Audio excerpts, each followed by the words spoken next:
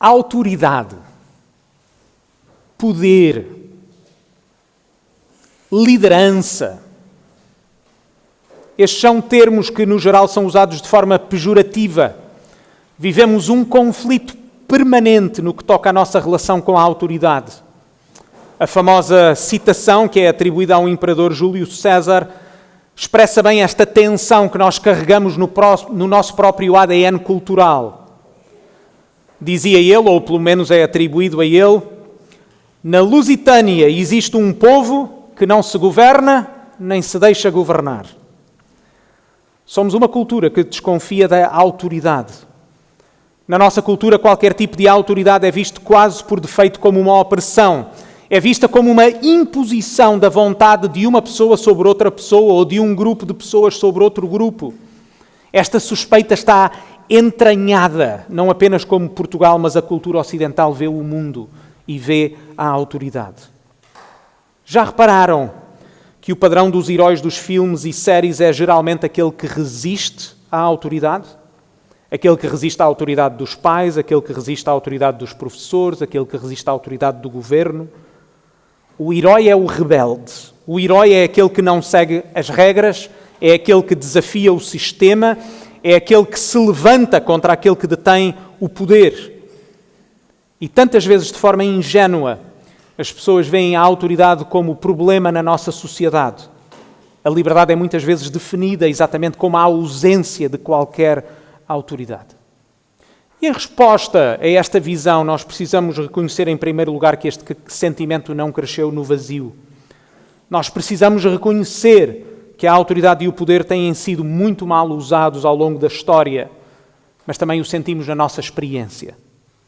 Os exemplos de mau uso de autoridade são abundantes, e isto nós vemos seja no âmbito familiar, no trabalho, no governo, infelizmente também na igreja. Todos nós conhecemos histórias, ou até talvez nós carreguemos marcas de autoritarismo e domínio, onde a liderança é usada para esmagar em vez de servir.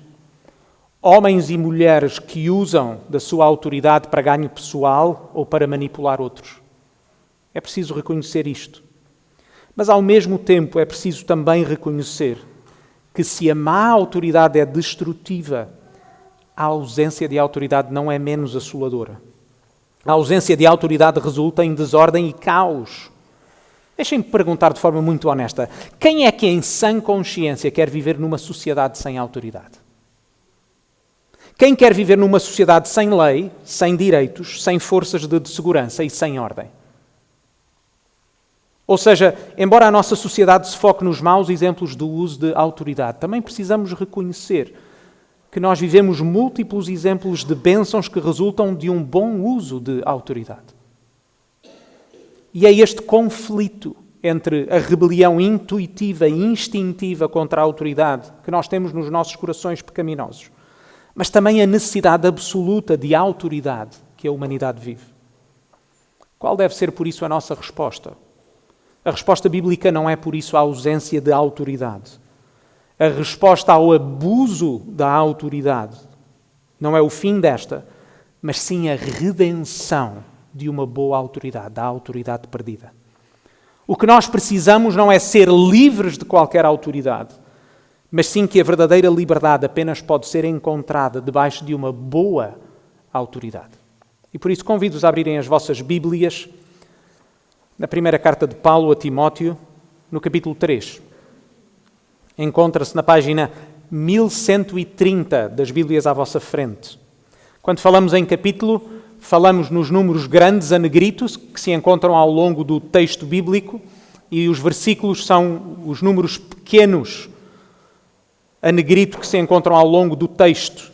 Portanto, vamos ler no livro, que é uma carta, é a primeira carta de Paulo a Timóteo, no capítulo 3, e vamos ler os versículos 1 a 7.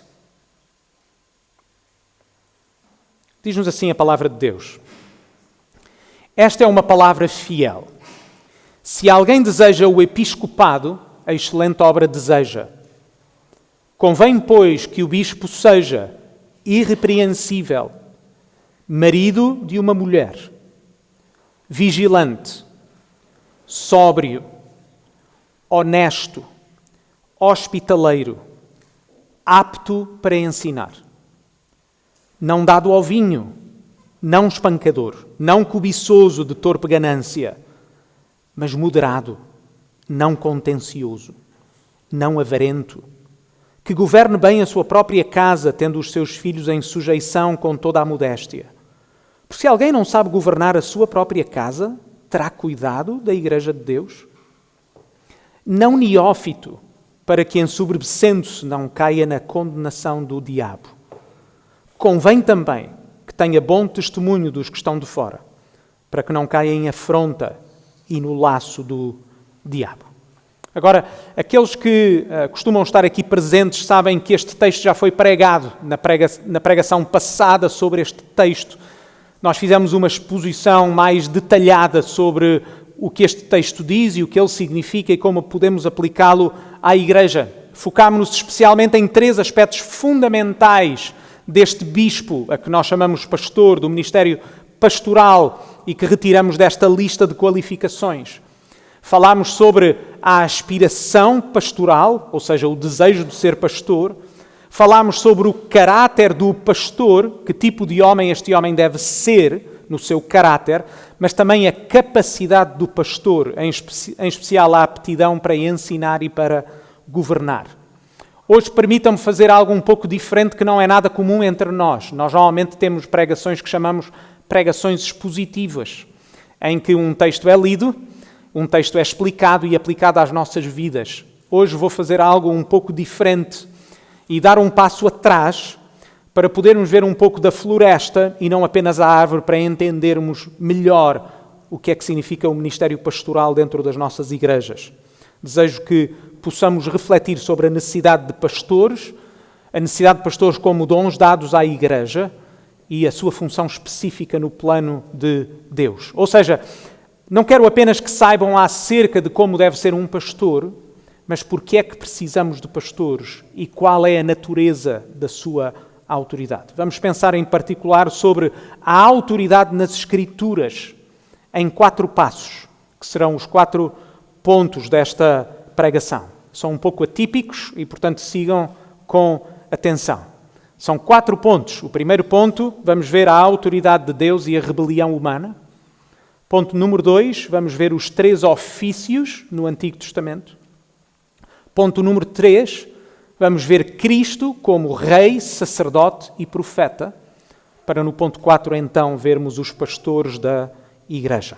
Vamos começar pelo ponto número 1, a autoridade de Deus e a rebelião humana. Porque o nosso ponto de partida tem de ser Deus. A autoridade não é uma invenção humana para organizar sociedades completas. A autoridade, devemos sempre lembrar, é uma prerrogativa de Deus pelo simples facto de Deus ser Deus. A autoridade pertence-lhe por direito, porque Ele é Deus. É a primeira coisa que as Escrituras nos mostram. É que Deus exerce a sua boa autoridade ao criar todas as coisas. Quando nós abrimos o livro de Gênesis, logo no capítulo 1, vemos que Deus fala e todas as coisas são criadas. Deus exerce, por isso, autoridade, porque Ele é o autor de toda a criação. Foi Ele que criou todas as coisas.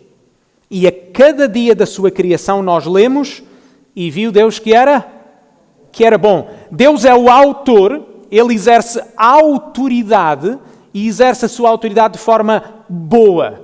Ele cria coisas boas. É por isso que no conjunto e no final da sua obra nós lemos em Gênesis 1, 31, e viu Deus tudo o que tinha feito e eis que era muito bom. Notem isto, a autoridade de Deus na criação de todas as coisas resulta em algo muito bom, porque a autoridade de Deus é muito boa. Agora, lembrem-se, porque Deus não necessita da sua criação, Deus não necessitava de criar alguma coisa para ser Deus, porque Deus é eternamente satisfeito e glorioso em si mesmo. Ele é autossuficiente, não precisa de nada para existir. Ele não nos criou porque estava sozinho, Ele não nos criou porque precisava da sua criação para ser mais glorioso. Aquilo que nós vemos é que Deus usa a sua autoridade para criar algo bom, mas também para o bem da sua própria criação. A autoridade de Deus é tanto criativa como também generosa para a sua própria criação. E por isso uma das lições que nós aprendemos com a narrativa da criação é que estar debaixo da autoridade de Deus é estar debaixo de algo muito bom. Deus criou todas as coisas com uma ordem. E tudo isso era muito bom. A autoridade de Deus é o melhor lugar onde nós podemos viver. Mas há mais. É que em Gênesis 1 e 2, nós lemos que Deus cria o ser humano e cria homem e mulher. E surpreendentemente Ele partilha a autoridade com eles. Eles devem exercer a sua autoridade sobre toda a criação. Mas notem como esta autoridade é uma autoridade diferente da autoridade do próprio Deus, porque esta autoridade de Adão e Eva é uma autoridade delegada. É vital entendermos isto. Adão e Eva não são donos da criação, eles são mordomos. Foi-lhe dada uma autoridade, foi-lhe dado um domínio sobre a criação, e Adão foi colocado no jardim com uma missão muito específica. Lemos em Gênesis 2,15. Foi colocado no jardim para o lavrar e guardar. A tarefa de Adão era cuidar e proteger. A autoridade de Adão servia para fazer a criação florescer. E como toda a autoridade delegada, a autoridade de Adão tinha uma esfera e tinha limites. Infelizmente, Adão não soube exercer a sua autoridade nem respeitar os seus limites. Adão desobedeceu, ele rebelou-se contra a autoridade de Deus e as consequências dessa rebeldia estão bem expressas dos capítulos 3 a 11 do livro de Gênesis. É exatamente isto que nós chamamos pecado. O pecado é, na sua essência, uma rebeldia contra a autoridade de Deus. É o ser humano a dizer, eu quero governar-me a mim mesmo, eu quero ser a autoridade suprema, eu quero ser Deus. É rejeitar a boa ordem de Deus, o bom plano de Deus e a sua boa autoridade. Vejam como a queda inverte a ordem da boa autoridade que Deus tinha estabelecido. Diz-nos o texto que Eva ouviu a serpente, uma criatura sobre a qual ela devia ter domínio. Adão ouviu a mulher em vez de ouvir Deus, que era a autoridade suprema. A autoridade foi subvertida e o resultado foi a morte. O resultado foi a expulsão do jardim, o resultado foi a quebra do relacionamento perfeito com Deus e a comunhão com Deus, com consequências horizontais na forma como os seres humanos se relacionam uns com os outros. Se lerem dos capítulos 4 a 11, é apenas o desenrolar das consequências da rebeldia contra a autoridade de Deus. Lemos que Caim não foi capaz de controlar a sua ira e o seu ódio, ele rejeitou o aviso de Deus e matou o seu irmão Abel. Uma rejeição de autoridade que levou à violência. Lemos que nos tempos de Noé, a anarquia moral era total. A Bíblia diz, lemos em Gênesis 6:5, e viu o Senhor que a maldade do homem se multiplicara sobre a terra e que toda a imaginação dos pensamentos do seu coração era só má, continuamente. Quando o homem rejeita a autoridade de Deus, torna-se escravo da maldade que produz o seu próprio coração. Lemos ainda no episódio conhecido como a Torre de Babel. Vemos mais uma vez a humanidade a unir-se, mas em vez de se unir para adorar a Deus e para se submeter à sua boa autoridade, a unir-se para se rebelar contra Deus. Meus queridos irmãos, este é o nosso ponto de partida. Nós também precisamos confessar a nossa rebelião. Nós podemos fazê-lo de várias formas, mas também nós somos tentados a questionar a palavra de Deus. Também nós somos tentados a rebelar-nos contra a sua autoridade. De que formas tens tu rejeitado a boa autoridade de Deus na tua vida? De que formas a tua desobediência à palavra de Deus tem sido mais evidente? O restante das Escrituras, de Gênesis capítulo 12 até ao Apocalipse, é a história de como Deus está a redimir a humanidade caída. É a história de Deus a restaurar a humanidade e trazê-la de baixo, de novo, para a sua boa autoridade. É a história da forma como Deus usou a sua autoridade mais uma vez para o bem do seu povo. Mesmo quando o seu povo, e tantas vezes que o seu povo se rebelou contra a sua autoridade. Lemos logo no começo, em Gênesis 12, Deus a escolher um homem, Abraão, para dele criar uma nação. Escolheu um povo. O plano de Deus ao escolher este homem e ao escolher um povo foi restaurar toda a humanidade através da descendência desse homem. Os descendentes deste homem tornaram-se a nação que nós lemos nas Escrituras como Israel, que não deve ser confundido com a nação moderna. Na sua bondade, Deus instituiu ao longo da história deste povo 3 ofícios. E esse é o ponto 2 da nossa pregação, os 3 ofícios do Antigo Testamento. Quando lemos o Antigo Testamento é a primeira parte das Escrituras, vemos que Deus exerceu e delegou a autoridade de liderar o seu povo a 3 ofícios particulares que foram sendo estabelecidos ao longo da história. Vemos o ofício de rei, de sacerdote e de profeta. E é crucial nós entendermos estes ofícios porque eles moldam a nossa compreensão de quem é Jesus e do ministério dos pastores na igreja hoje. O rei, o sacerdote e o profeta tinham cada um deles uma autoridade delegada por Deus, com uma esfera definida. Pensem, e ainda particular se costumam ler a Bíblia, estão habituados a ouvir falar sobre reis, sobre sacerdotes e sobre profetas. Em primeiro lugar, o rei. O rei exercia uma autoridade civil, porque Israel era uma nação e uma nação civil, com uma terra e com uma lei. A função do rei era governar o povo para o bem do próprio povo. Ele devia promover a justiça, ele devia proteger a nação. E ele devia também garantir que o povo era obediente à lei de Deus. Mas notem, porque é um aspecto fundamental, é que em Israel o rei não estava acima da lei. O rei, ele mesmo, estava debaixo da lei de Deus, ele não apenas impunha a lei, mas deveria ser ele mesmo o primeiro exemplo de obediência à lei. O rei devia reinar como representante do reinado de Deus sobre o seu povo. Entendem?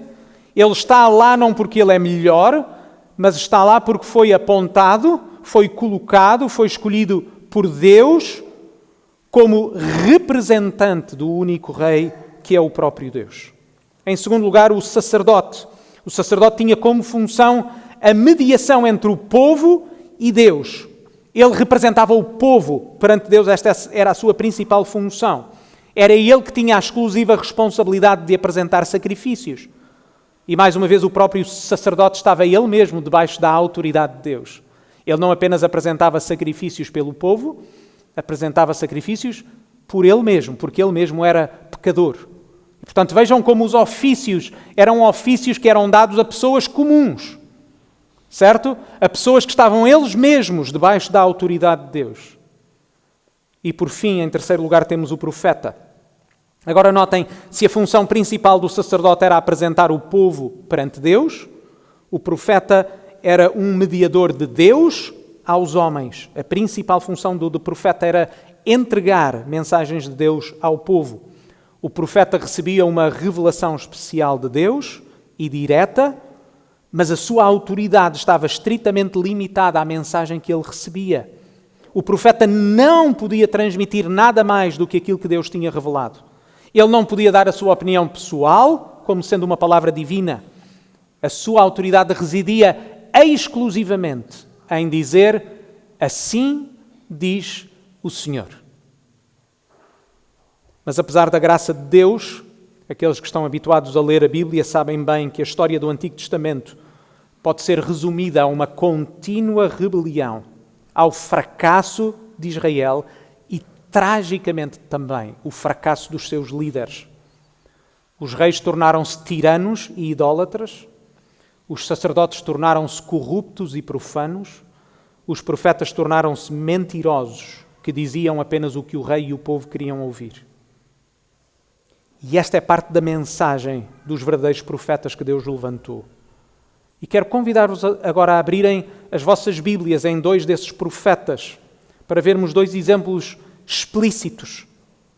Convido-vos a abrir as vossas Bíblias no livro do profeta Jeremias, no capítulo 23.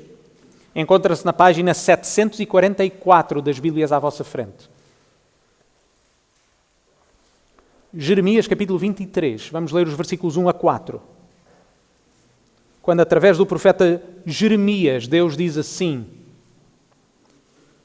Jeremias capítulo 23, versículos 1 a 4. Encontra-se na página 744. Ai dos pastores que destroem e dispersam as ovelhas do meu pasto, diz o Senhor. Pois assim diz o Senhor, o Deus de Israel, acerca dos pastores que apacentam o meu povo. Vós dispersastes as minhas ovelhas e as afugentastes, e não as visitastes. Eis que visitarei sobre vós a maldade das vossas ações, diz o Senhor. E eu mesmo recolherei o resto das minhas ovelhas de todas as terras para onde as tiver afugentado, e as farei voltar aos seus apriscos, e frutificarão e se multiplicarão. E levantarei sobre elas pastores que as apacentem, e nunca mais temerão, nem se assombrarão, e nenhuma delas faltará, diz o Senhor. Agora vão um pouco mais à frente, ao livro do profeta Ezequiel, no capítulo 34. Encontra-se na página 822. Lemos uma passagem do profeta Jeremias, agora o profeta Ezequiel. Vamos ler em primeiro lugar os versículos 1 a 6.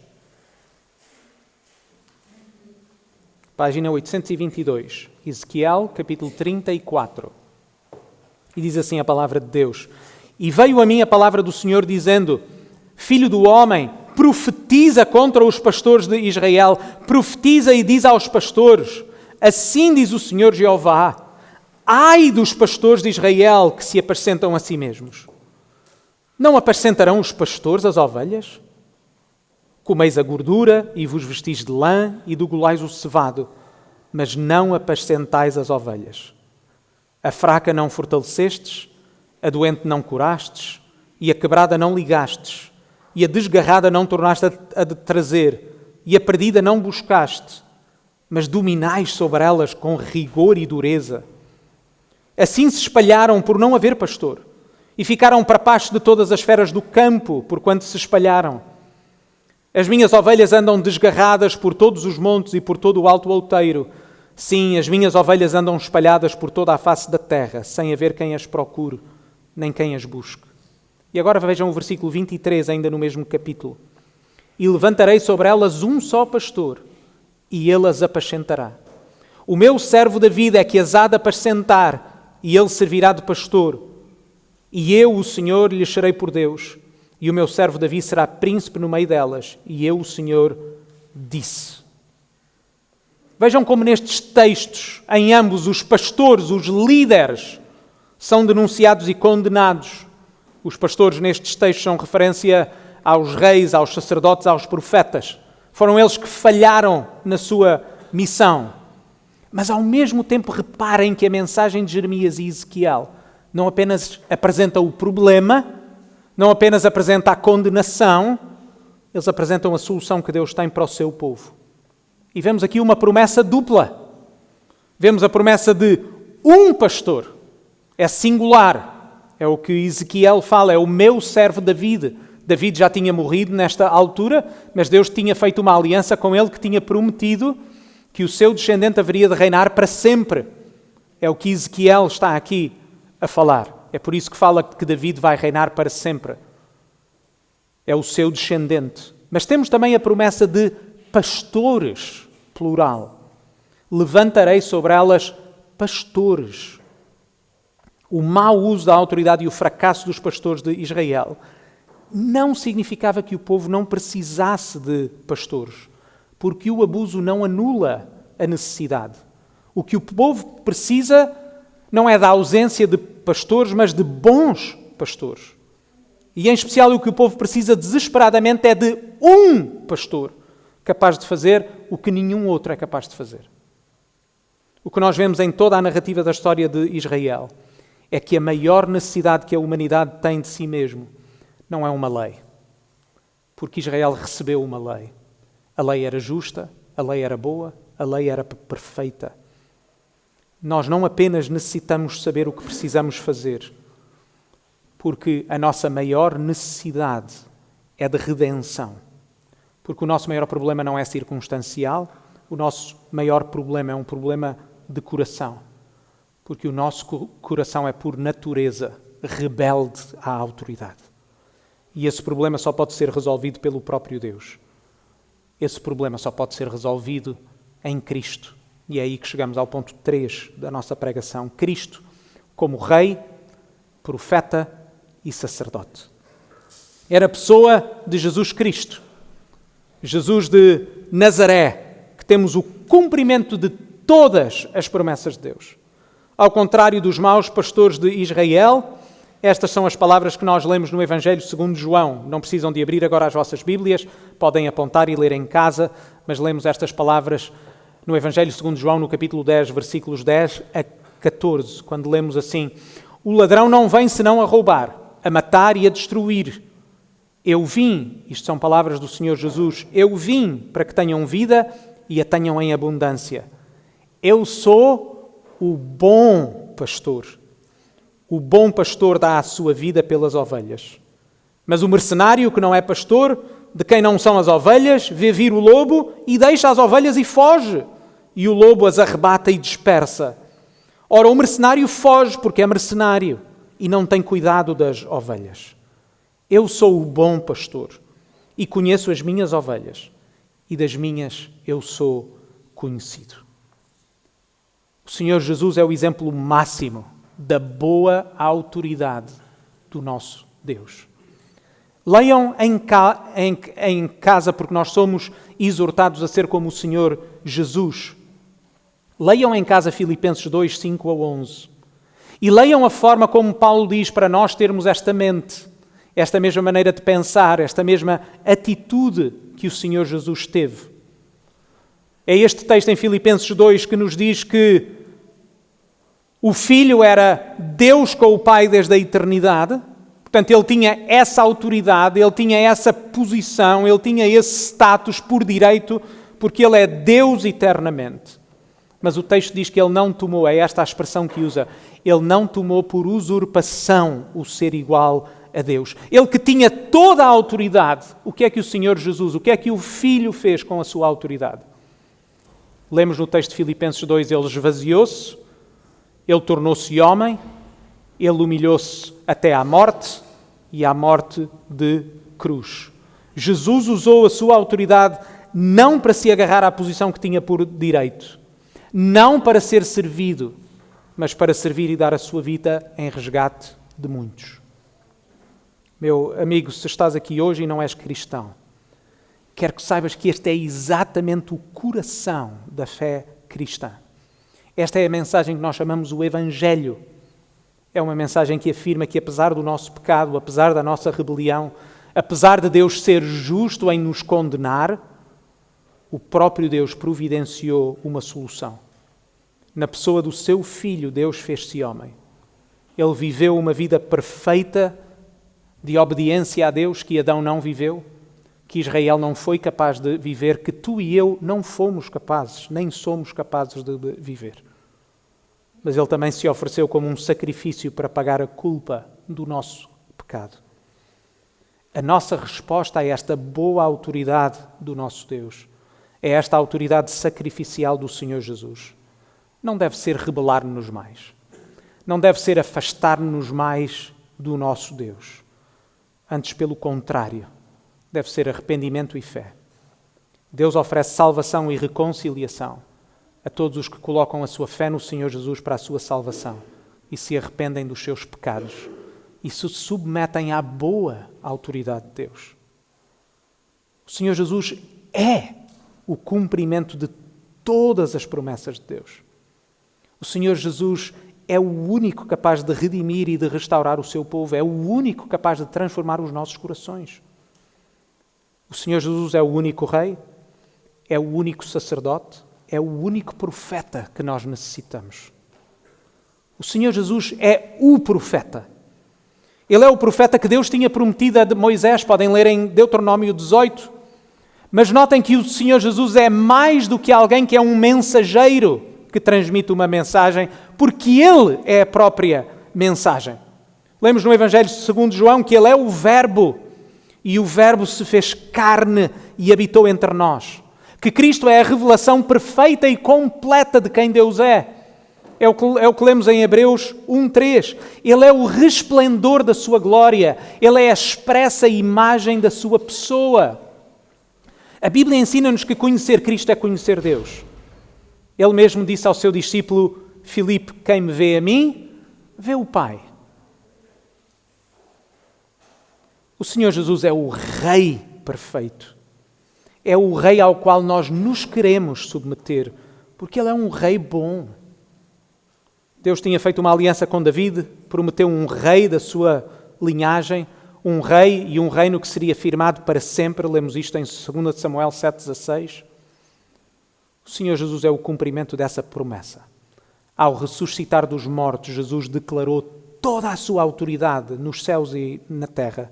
E é exatamente por isso que lemos no texto que já mencionámos em Filipenses 2, a partir do versículo 5 e 6, nós lemos que, apesar de ser Deus, Ele se esvaziou, Ele se humilhou e foi obediente até à morte e morte de cruz, mas o texto não termina aí. A partir do versículo 9, nós lemos: pelo que também Deus o exaltou soberanamente e lhe deu o nome que está acima de todo o nome, para que ao nome de Jesus se dobre todos os joelhos, nos céus e na terra e debaixo da terra. E toda a língua confesse que Jesus Cristo é o Senhor, para a glória de Deus Pai. Cristo é a cabeça da Igreja. Ele reina hoje sobre a sua Igreja. Mas o Senhor Jesus é também o único sacerdote que nós necessitamos. O Senhor Jesus é o nosso sumo sacerdote. É um sacerdote melhor do que qualquer outro sacerdote, porque ao contrário dos sacerdotes de Israel, ele não precisa de oferecer sacrifícios por si próprio, porque ele nunca pecou, porque ele é perfeito, e ao contrário dos outros sacerdotes, ele não precisou de sacrificar animais. Ele entregou-se a si mesmo como sacrifício por nós. Ele é tanto o sacerdote como o cordeiro. Ele pagou a culpa dos nossos pecados de uma vez por todas e reconciliou-nos com Deus. Hoje já não precisamos, na Igreja, já não precisamos de reis, já não precisamos de sacerdotes, já não precisamos de profetas como no Antigo Testamento. Porquê? Porque Jesus cumpriu todas estas coisas. Ele é excelente e Ele é suficiente. Não precisamos de lhe acrescentar absolutamente nada. No entanto, o Senhor Jesus não está fisicamente entre nós. E por isso, como é que o Senhor Jesus hoje governa a sua Igreja? Será que Ele nos deixou órfãos? Não. Ele governa a sua Igreja através da sua palavra e pela presença do Espírito Santo nas nossas vidas. E é na sua palavra que a Igreja é instruída a eleger homens para pastorear a Igreja. O que nos leva ao ponto número 4, os pastores da Igreja. Mais uma vez, deixem-me ser o mais claro possível. Hoje a Igreja já não precisa nem de reis, nem de sacerdotes, nem de profetas como no Antigo Testamento, porque só Cristo e apenas Cristo ocupa estes ofícios e falo de forma perfeita. Não precisa que nada lhe seja acrescentado, não precisa de ajuda de ninguém para sustentar a sua Igreja. Mas isso não significa a ausência de autoridade na Igreja hoje. Porque, como lemos em Efésios 4, foi o próprio Senhor Jesus, na sua autoridade, que deu dons à Igreja. Foi o Senhor Jesus que deu pastores à sua Igreja. Agora notem mais uma vez, os pastores exercem uma autoridade delegada. Eles não são donos da Igreja, eles são pastores, que como Pedro fala na sua primeira carta no capítulo 15, eles são pastores que servem debaixo do sumo pastor. Os pastores não são Jesus, mas são um dom dado à Igreja para cuidar dela. A evidência disto no Novo Testamento é clara. No Novo Testamento nós vemos pastores a serem estabelecidos em todas as igrejas locais. Vemos isso na narrativa de Atos, vemos isso na primeira carta a Timóteo, na carta de Tito e em muitos outros lugares do Novo Testamento. Não existe igreja saudável no Novo Testamento que não tenha pastores, mas vemos também que o modelo de ministério pastoral nas Escrituras é plural. Vários homens com dons diferentes a servirem a Igreja juntos. O modelo do Novo Testamento não é apenas de um só homem a pastorear uma igreja. A pluralidade de pastores protege a igreja e protege o próprio pastor. O Novo Testamento utiliza 3 termos para se referir a esta função, a este ofício. É a palavra bispo, a palavra ancião ou presbítero ou pastor. E vemos estes 3 termos, estas 3 palavras a serem utilizados no Novo Testamento a referir-se ao mesmo ofício. Estes termos ajudam-nos a entender tanto a função de um pastor, mas também ajudam-nos a entender o que o pastor não é, em contraste, por exemplo, com os ofícios do Antigo Testamento. Notem, em primeiro lugar, o pastor não é um rei. O pastor é um bispo. A palavra bispo significa supervisor. A sua função não é reinar sobre o povo de Deus, a sua função é supervisionar, é liderar. É por isso que no texto que nós lemos, em 1 Timóteo capítulo 3, Paulo diz que o bispo deve governar bem a sua própria casa. Diz que ele não deve ser violento ou espancador. Diz que ele deve ser moderado, não pode ser contencioso.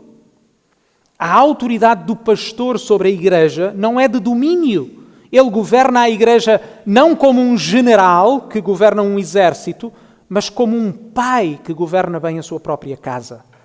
Ele governa com firmeza, mas também com responsabilidade e com amor. Ele deve governar para bem da igreja. Em segundo lugar, o pastor não é um sacerdote. Ele é sim um ancião ou presbítero. Estas 2 palavras são 2 traduções da mesma palavra. A palavra ancião, como a própria palavra indica, aponta para maturidade. A maturidade que um pastor deve ter. Um pastor não é um sacerdote. Ele não é um mediador entre a igreja e Deus. Porque como já lemos na própria carta de Paulo a de Timóteo, no capítulo 2, versículo 5, existe um só mediador entre Deus e os homens. Quem é? Jesus Cristo, homem. O pastor não é um mediador, é sim um exemplo que deve ser imitado. É por isso que na lista que nós encontramos em 1 Timóteo 3 acerca das qualificações que o pastor deve ter, foca-se tanto no caráter destes homens. Ele deve ser irrepreensível, marido de uma mulher, vigilante, sóbrio, honesto, hospitaleiro, tudo aspectos do seu caráter. É por isso que Paulo, um capítulo depois, na mesma primeira carta a Timóteo, no capítulo 4, versículo 12, ele escreve a Timóteo: sê o exemplo dos fiéis, na palavra, no trato, no amor, no espírito, na fé, na pureza. A autoridade do pastor vem da palavra e do seu exemplo. Se ele não é um exemplo, ele perde a sua autoridade moral. Em terceiro lugar, o pastor não é um profeta, mas é sim apropriadamente chamado pastor. O pastor não recebe revelação especial de Deus. A sua função é apacentar. E como é que ele alimenta o rebanho? Como é que ele cuida do rebanho? Com a palavra que foi revelada. Se o profeta no Antigo Testamento dizia assim diz o Senhor, o pastor afirma assim está escrito. Ele não recebeu essa mensagem de forma direta, ele simplesmente prega, ensina e procura viver a palavra que já foi revelada. Por isso é que a qualificação do pastor é a capacidade para ser o quê? Apto para ensinar. Essa é a grande capacidade que o pastor deve ter, porque essa é a sua grande função, é ensinar e pregar a palavra de Deus. A palavra de Deus é a única fonte de autoridade que o pastor tem. A Bíblia é a única regra de fé e prática. Agora, a pergunta que pode surgir, e não vou respondê-la de forma exaustiva porque não é o nosso tema hoje, mas quero pelo menos mencioná-la para que não fique apenas no ar. E a igreja? Os pastores têm toda a autoridade? A resposta é clara, não. Em primeiro lugar, porque são as igrejas locais a eleger os seus pastores. Quando esta igreja, se Deus quiser, agora em dezembro, se tiver de pronunciar acerca da eleição do pastor Gilson Santos, vai ser a Igreja como um corpo a reconhecer neste homem as qualificações necessárias para pastorear a Igreja. Os pastores pastoreiam, mas é a Igreja que os elege. É a Igreja que reconhece neles as qualificações para o exercício do seu ministério. Mas em segundo lugar também porque a Igreja é chamada a obedecer aos seus pastores de forma ativa. A Bíblia ensina que a Igreja local tem a autoridade final em matérias de membresia, de doutrina e de eleição dos ofícios. Os pastores não apenas decidem e comunicam à Igreja, a Igreja manifesta-se publicamente na sua decisão. É neste sentido que nós queremos dizer que a Assembleia é soberana. A última palavra pertence à Igreja. A Igreja é chamada a submeter-se aos seus pastores, mas é chamada a submeter-se de forma ativa, porque à Igreja é dada essa autoridade. A Igreja deve rebelar-se contra os seus pastores se os seus pastores não ensinarem o que a Bíblia ensina.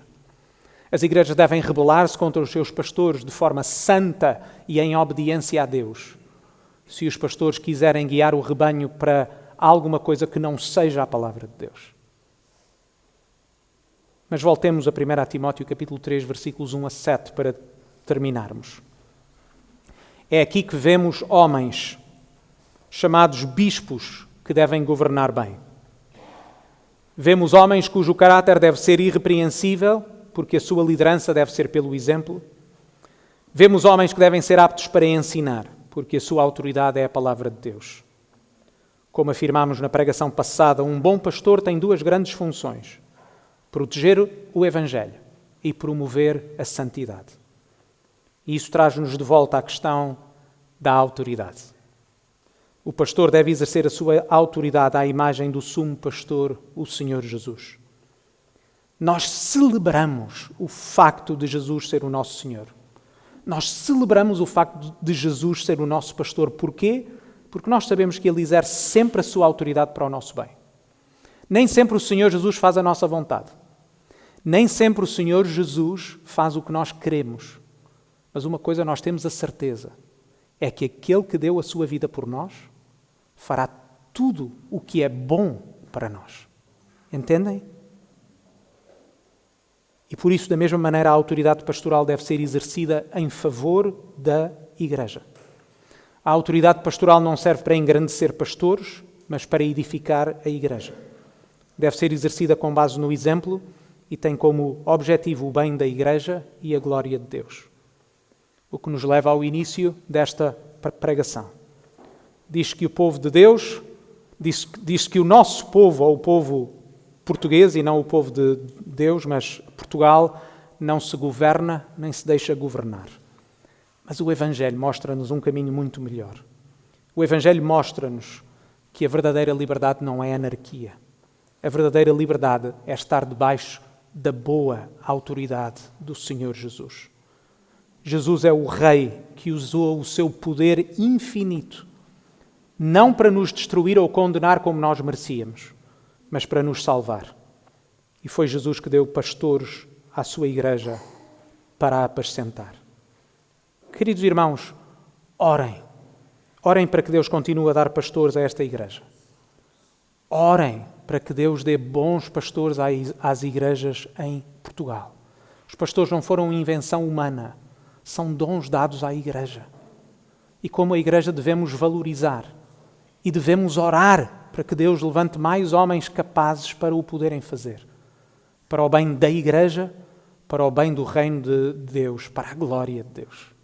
Vamos orar.